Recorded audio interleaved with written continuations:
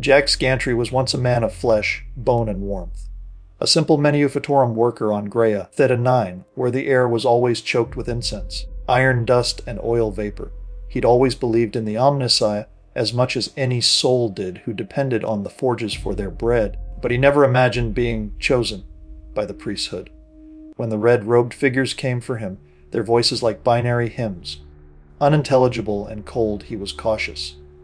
However, with an audible click of a vox changing modes, they told him he had been selected for ascension, a great honor. He smiled at first, trembling with pride. That was before the first surgery. The world faded in and out between doses of anesthetic, the cloying smell of incense overlaying the scent of blood and oil and burning flesh. Each wakening more alien than the last.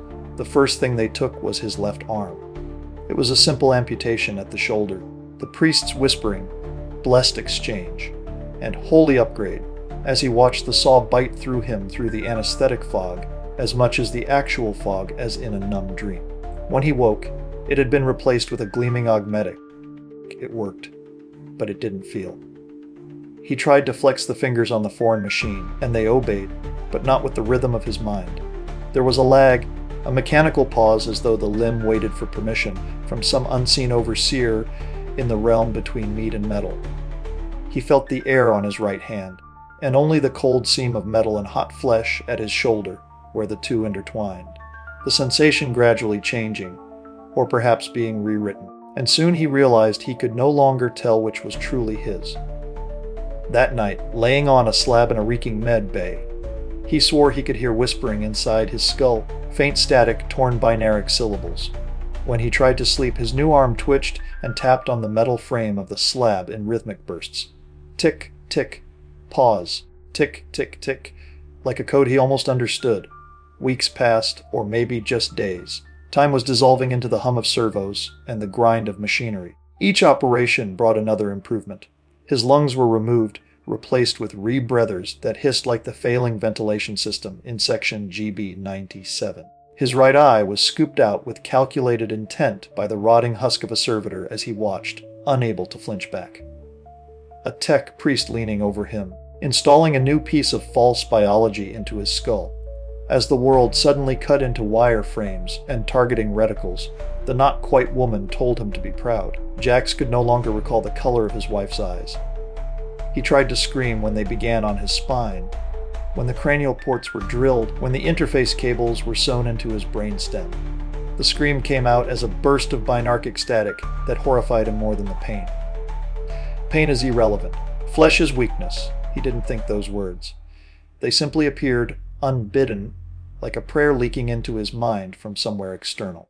He began to hear it constantly, the canticles of the Omnissiah whispering through his thoughts, overlaying his own voice until he could no longer tell where his thoughts ended and the machine began. Once, while preparing for integration calibrations, he saw his reflection in a sheet of polished steel. At first he didn't recognize what the thing staring back at him was. A new servitor here to improve some system, perhaps. The face was an assemblage. Part meat, part mechanism, fused in a patchwork of sutures and solder. What skin remained was pale and waxen, stretched tight around tubing that pulsed faintly with recycled coolant. The left cheek had been removed entirely to make room for a brass-colored grill like plate and tubing. Each time that tubing pulsed seemed in time with his own breathing, breaths that issued a faint click from the left side of his own face. Where a jaw once was, a Vox grill now rasped with the sound of wet static, gurgling faintly between mechanical sighs. Cables disappeared into the neck like burrowing worms, their sheaths coated in a thin film of oil. A single unblinking red lens in a crude housing of rigid metal glowing faintly where a right eye should have been. The left eye, the human one, bloodshot and wild, darting in a panic as if trying to escape the thing it now belonged to. He raised a trembling hand to his own face, watching the horror looking back at him complete the same movements. The augmetic fingers moved with perfect, clockwork precision, but they felt wrong. Too smooth, too obedient. The fingertips brushed against the seam of metal and skin on his own jaw, and he flinched as the fogged, dwindling part of his mind made the connection. The flesh was hot there, almost feverish, while the brass was so cold. The shock made his nerves spasm. The machine auto-corrected into smooth motion. Something beneath his ribs clicked. He froze. Then again a click, a hiss, a rhythm that wasn't a heartbeat, but something colder, mechanical, constant. He pressed his palm against his chest and felt no pulse, only the faint thrum of a pump cycling synthetic blood. He opened his mouth to scream, but the Vox grill stuttered instead, producing only a burst of binary static. The sound made his remaining ear ring sharp and metallic, and a thin line of blood trickled from it. That's when it hit him under the cloying scent of incense, the smell. Not machines around him, but him. The smell of oil, blood, burned fat, and charred bone, faintly sweet and coppery. He spasmed to vomit, but the equipment to do so was deemed inefficient and improved, the spasm auto-corrected by the machine to look back at his reflection.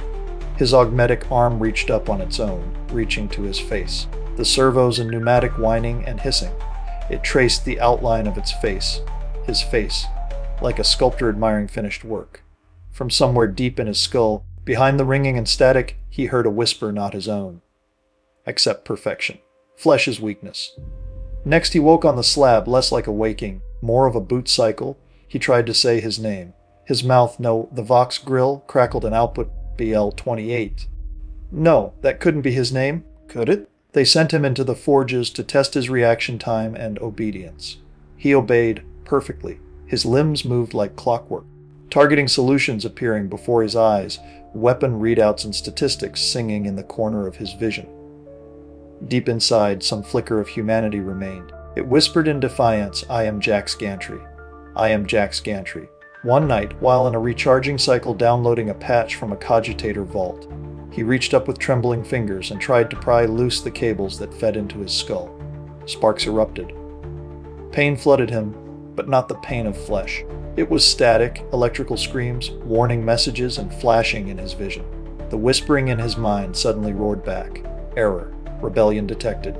Flesh error. He fell to the ground, convulsing, the machine auto-correcting him to smoothly stand, his arms disobeying and inserting the plugs back into his skull. He felt his memories, his mother's laughter, the scent of the condensation dripping from the levels above like rain, the warmth and taste of his favorite food burning away. Digitized, archived, deemed irrelevant, and deleted. He screamed again, but there was no sound, only the whir of cooling fans. When he awoke for the final time, he was no longer restrained. His mind a lattice of code and data. The last memory of his human life that couldn't be deleted having been sealed away, catalogued under irrelevant biological residue. A tech priest approached, raising a hand in benediction. Praise the Omnissiah, it intoned. Another has been perfected. A flesh is weakness. Steel is eternal. Praise be the Omnissiah. Yet somewhere, buried deep beneath the static, a corrupted data packet persisted, a whispering looping infinitely through his mind. Sometimes, when the forges are quiet and even the machines sleep, the other Skiteri in the storage bay can hear a faint, broken voice repeating from the vox of one otherwise silent soldier, I am Jaxx Gantry, I am Jaxx Gantry, I am Jaxx Gantry, I am Jaxx, I am.